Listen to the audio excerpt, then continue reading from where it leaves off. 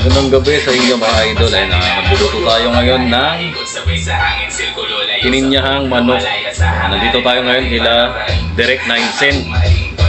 At ako ngayon ang magluluto ng ulam para yan sa hapunan. So tara, let's go, samahan niyo ako mga idol. Ayan mga idol, na isang kutsa na natin yan.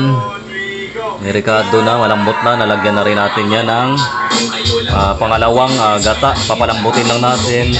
Pag malambot na yung ating manok, saka naman natin ilalagay yung patatas at carrots. Pag medyo malambot na yung patatas at carrots, sunod na rin natin ilalagay yung sitaw, saka itong tidbits. Ayan, pineapple tidbits. At pagkatapos itong ating pinakapampinali, yung kahanggata. Ayan. Mas maganda kasi yung fresh kaysa sa kukumama. Ayan. Tsaka saka naman natin titimplahan yan mamaya ng paminta, pampalasa, asin, magic sarap, ricado seasoning. Ayun, aye.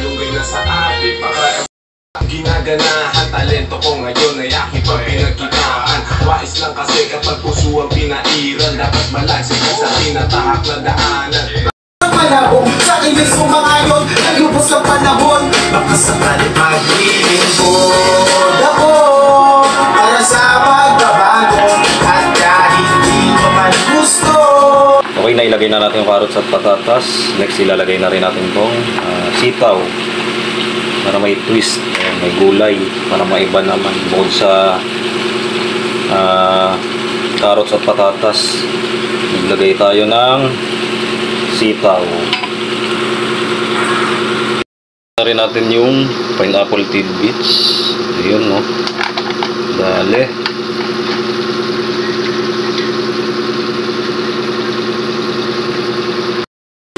Yan, lagyan na natin ng chicken cubes,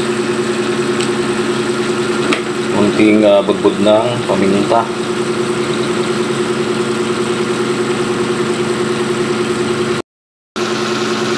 Ito na mga idol, lalambutin lang natin ang kaunti pa at ilalagay na natin yung mismo pinakakaanggata.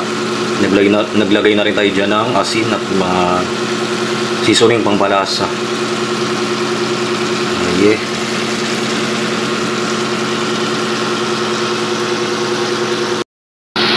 Ito na, malambot na. Ilalagay na natin yung pinakapang pinali, yung kaanggata.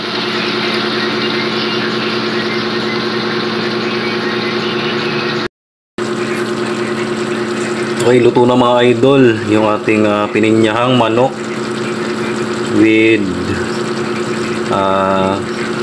sitaw para maiba naman mga idol. Yan, tara kain tayo.